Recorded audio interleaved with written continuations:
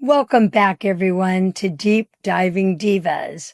Today, we are diving in deep into one of the most powerful and sometimes the most complicated relationships in our lives.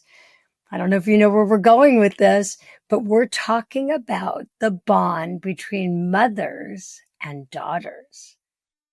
You know, it can be filled with love, laughter, and connection, but also misunderstanding, hurt, and distance. And for some, healing that relationship can take real courage and work. Our guests today know the journey up close and personal. They once were estranged and now beautifully reunited, a mother and daughter duo. Their names are Leslie and Lindsey Glass, authors of The Mother-Daughter Relationship Makeover, which, get ready, everybody, was featured on Oprah's book club. Wow. Do you know, Nancy, they've also created a companion workbook to help others rebuild bonds and restore trust.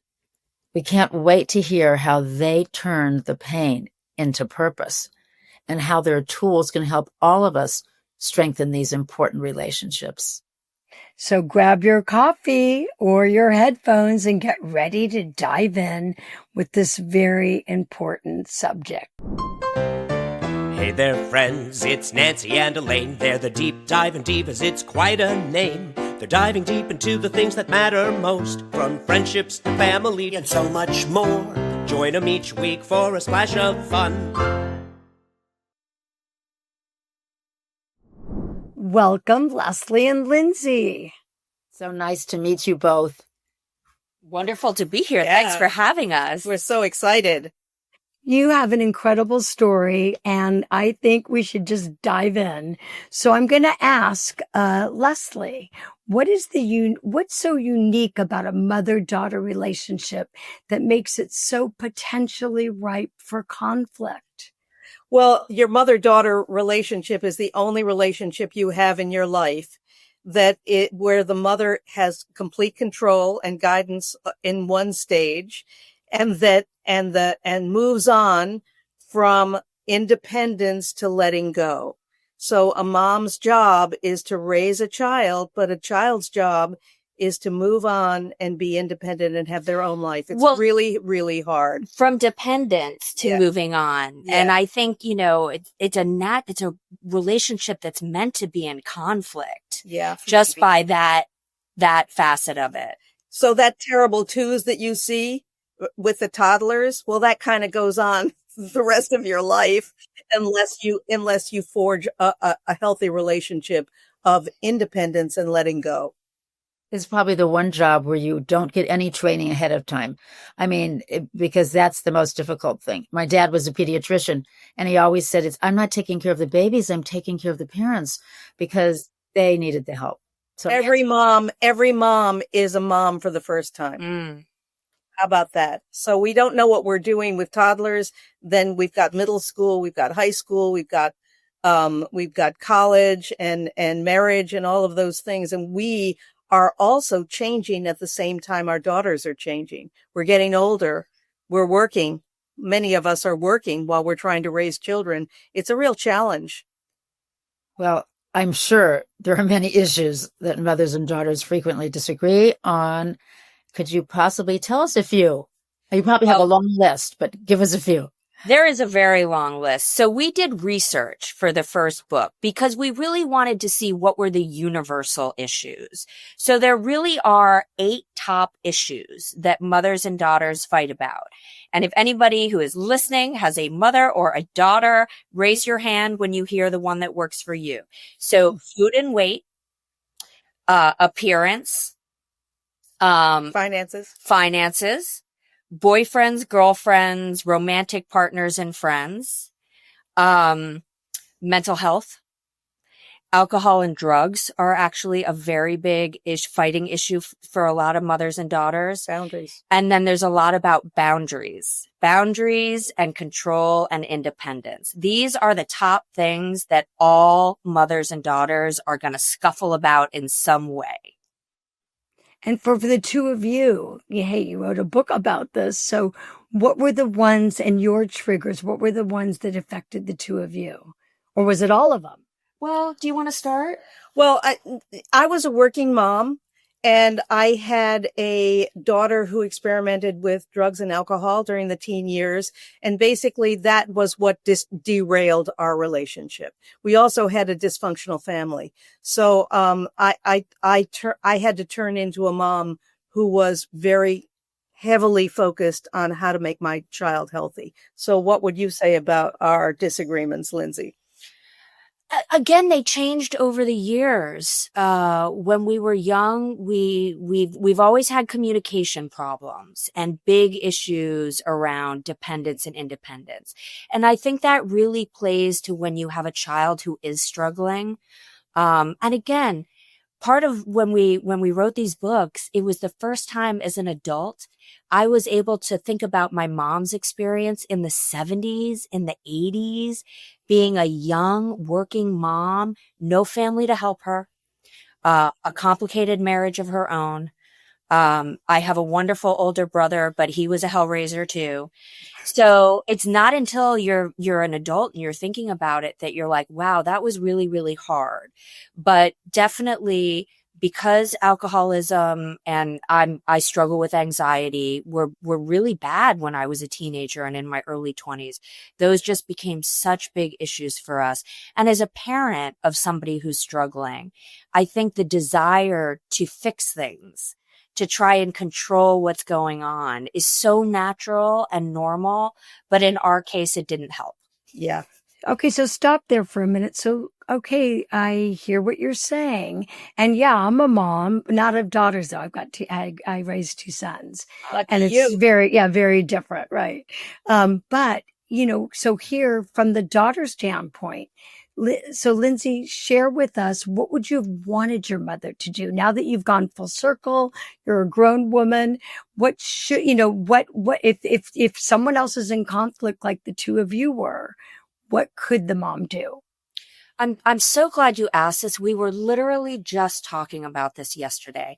So there are a couple of things that a parent can do to really help a child. And again, with these trigger issues, I looked like her, but I didn't dress like her.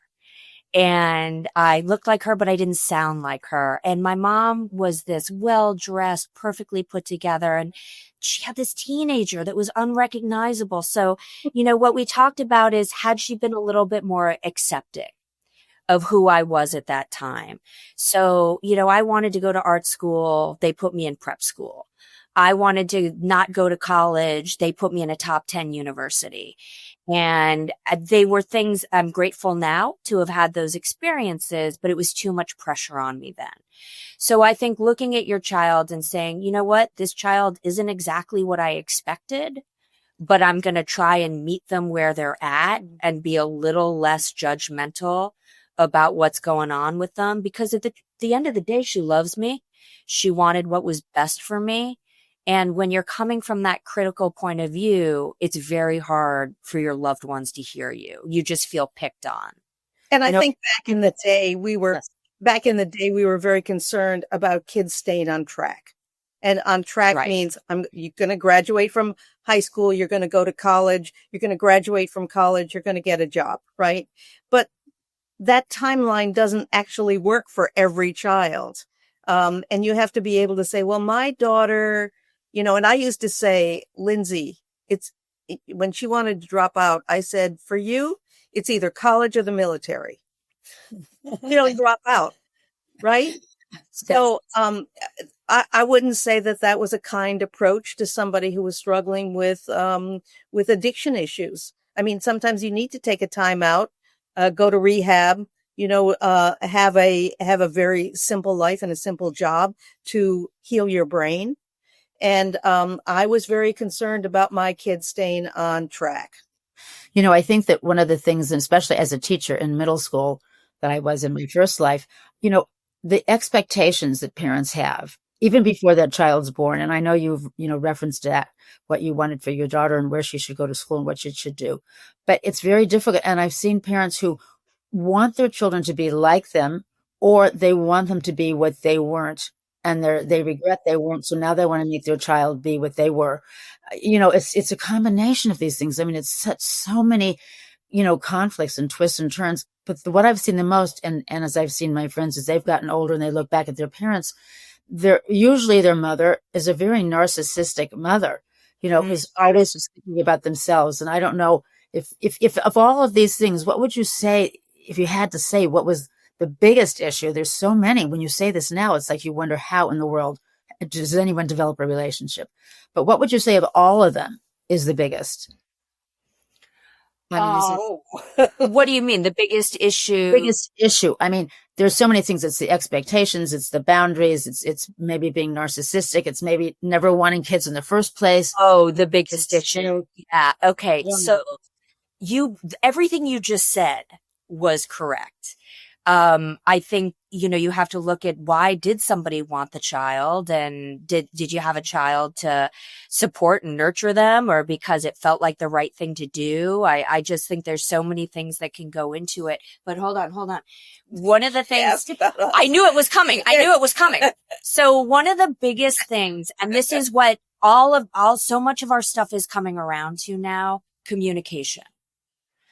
Does somebody have the emotional IQ to be able to listen, to be able to have compassion, to be able to get along with somebody, even if you don't agree with them? I will say this. We accused each other of a lot of things before we had a sober family, but I can tell you now, on the other side of this, my mom is one of the most nurturing, loving, accepting people in my life. And I think that's why recovery and communication healing is so important, because there was a time, and she's apologized for it and talked about it, where she would say, do it because I'm right. Now, or because I'm your mom. Like it's not a democracy here. You have to listen. It's not a democracy. Yeah. But now she said, you know what? I wasn't right. Like I didn't know. And I think that there's something so big about that. And for me to have come around and be able to say, I was a nightmare sometimes. Like, I know I drove you crazy. I know you went through a lot.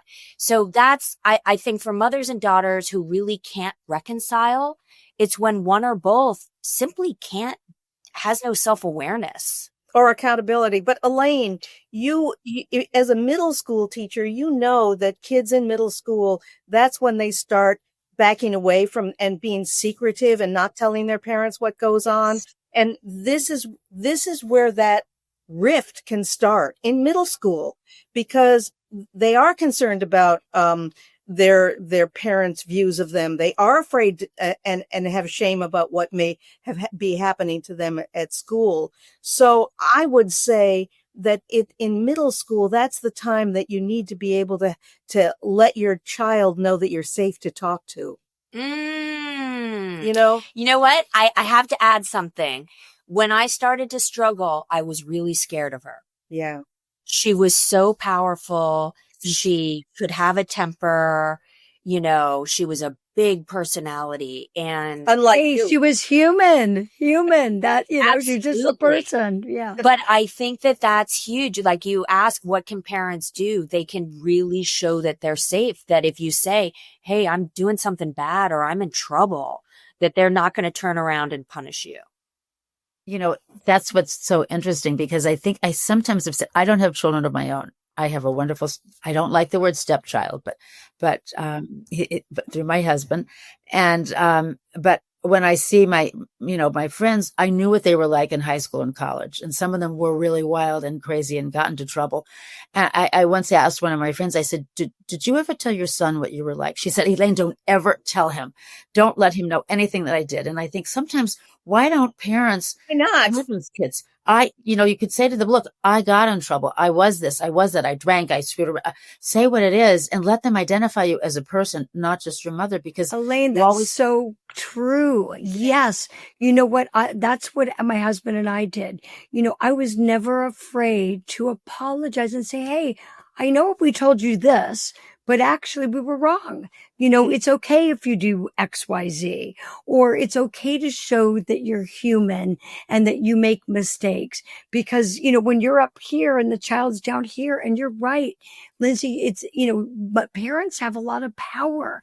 They're, you know, they're intimidating. They're big people. You're little people. And so, yeah, if you give a little grace and show the human side of yourself as a parent, I think that goes a long way. Well, I just want to add one thought quickly, and that is we do a lot of self-discovery in the books, because if you are struggling with alcoholism and you don't know that you come from a long line of alcoholics, you can feel like the blackest sheep in the world. Then suddenly you start looking at the family history and you're like, wait a minute. This one was bipolar. This one was schizophrenic. This one, and again, we're applying it to our own things. But when I had the acknowledgement, hey, this is not just you and your family. You know, when I went to treatment, they asked if they could keep all of us. So That's so funny. Well, what are some of the tools and techniques that people can learn to avoid conflict? Well, the first thing is, I think it's always very important to tell your other that you're on the same team.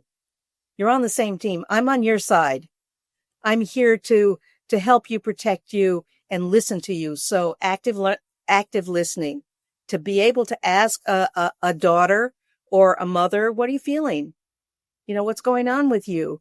And be a safe space. So active listening, pausing. learning to pause. If you're angry, you're frustrated, you're whatever, don't lash out, and don't always have to be right.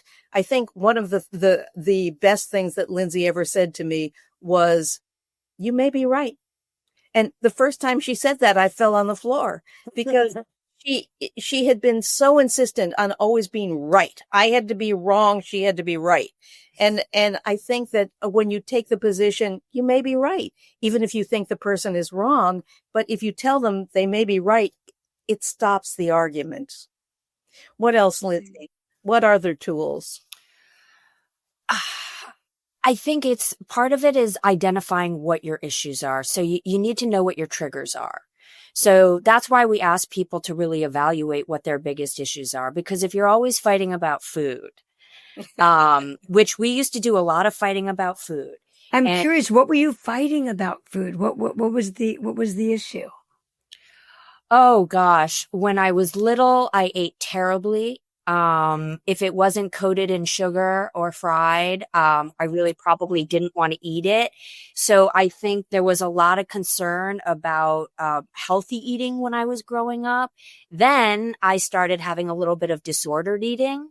And then it became, why aren't you eating? Have you Anything. eaten? What are you eating? I need to give you something to eat. A What did you eat Coca-Cola. today? A Coca-Cola. You know, and if I walked in with a Coca-Cola in my hand, which I don't drink anymore unless it's a special occasion, you know, the look on her face, is that what you're eating today? You're drinking a Coca-Cola? So, you know, I had to, and again, this is where moms need to find their balance with this, because some daughters do not want to be told what to do. I don't think any daughters want to be told what to do. You tell them to eat, they don't want to eat. You tell them to stop eating. How could you be judging me on my eating?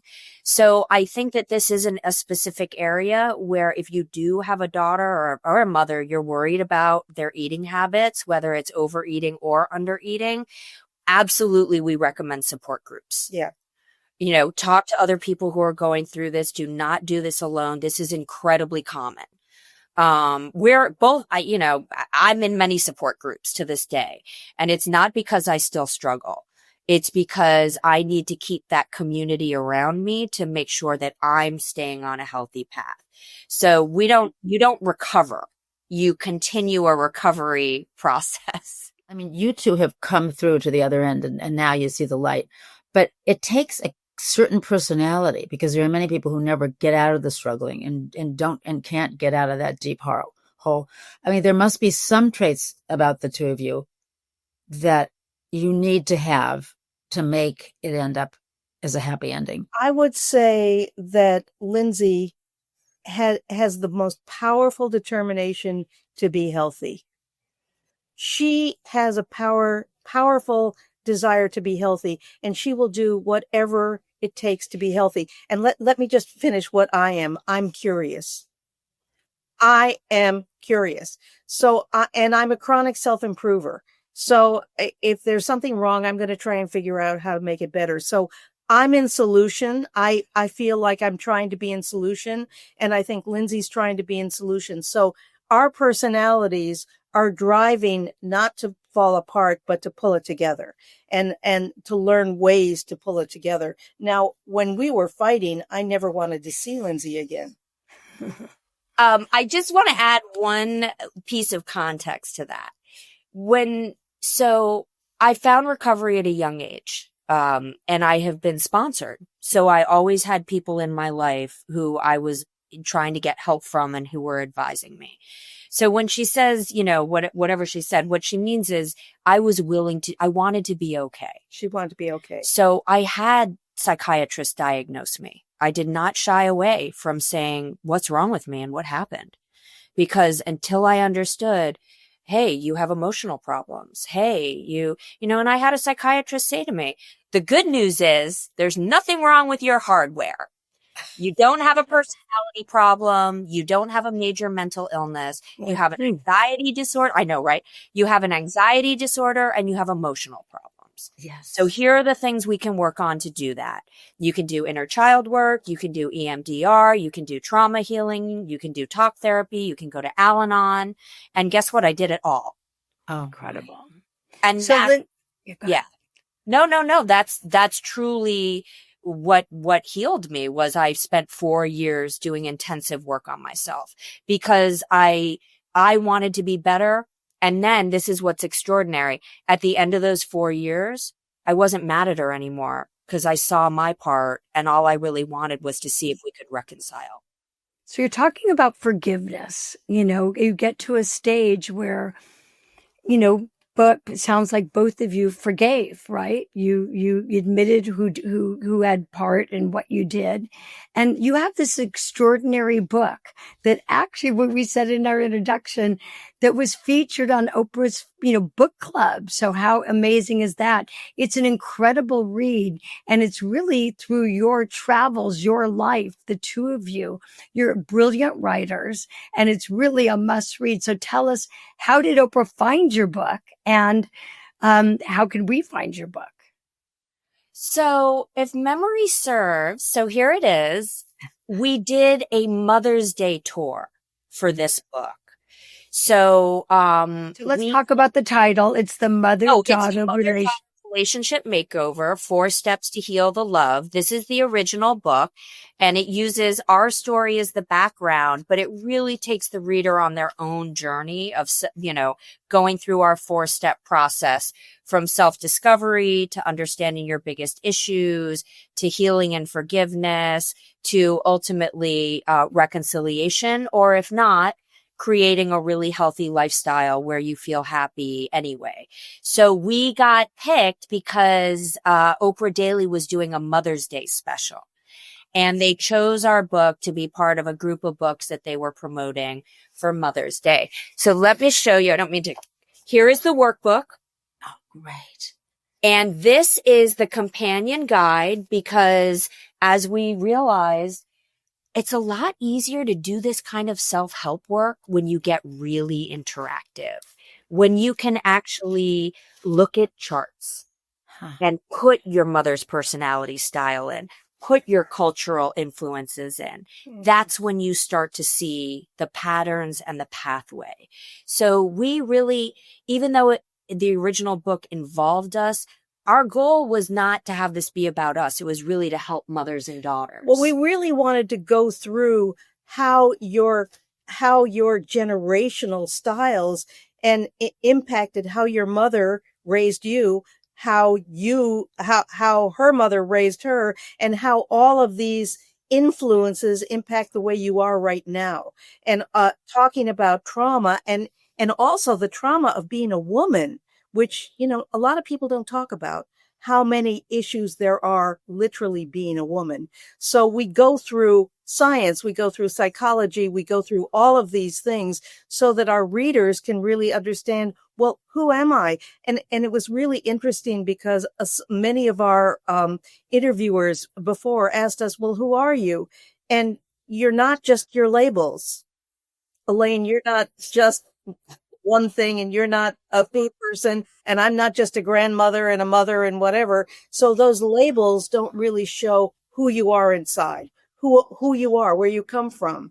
And do you suggest that this book be done as a partnership with the mother and daughter? Do you do them separately? Do you not let your mother see your daughter? I mean, what's kind of the process? It depends on what your relationship is with your mother or daughter. So a lot of people who are going to pick this up are not going to be in a place to do this work with their mother or daughter at that moment. Sometimes sisters will do it.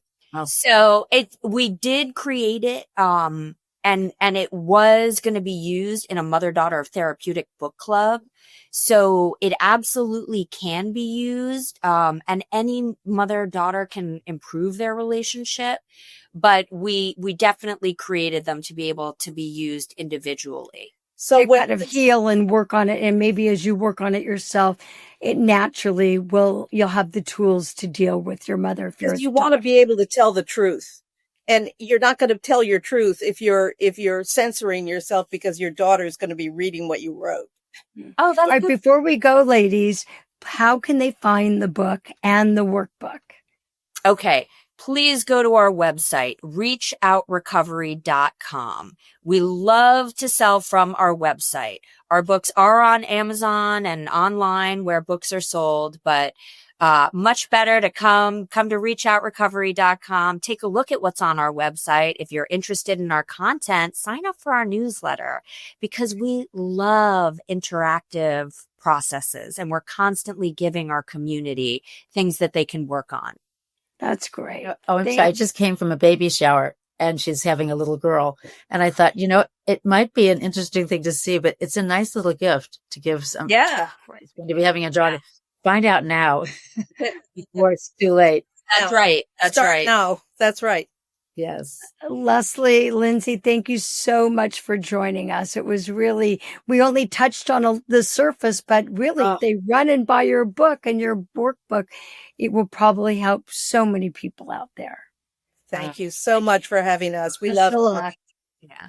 Very impressive to hear your story and very reassuring. Thank you. Best of luck, really. Thank you. Nancy, I was so taken with this discussion. And I just want to say to any of you out there, if this is something that you can relate to, please, it would be great if you would email us, ask us any questions, things you want us to ask Lindsey and Leslie, and we will be sure to get it to them. So just email us at thedeepdivingdivas@gmail.com. Yeah, Elaine, I know we both were very fortunate. We had mothers and we weren't rebellious daughters, but the reality is it's so common. And so I think this practical guide, the book, and to have a workbook to go along with it. And maybe you're in a bad place. Maybe you're estranged from your daughter. Maybe you're raising a daughter. But the thing is, maybe as a mom, you can start with it and learn some tools that maybe will guide you or vice versa. Okay, everybody. If you want to join us on our socials, we're everywhere at Deep Diving Divas. And of course, you might be watching our show on YouTube or listen to our podcast at Deep Diving Divas. Thank you all for joining us. Thanks, everybody.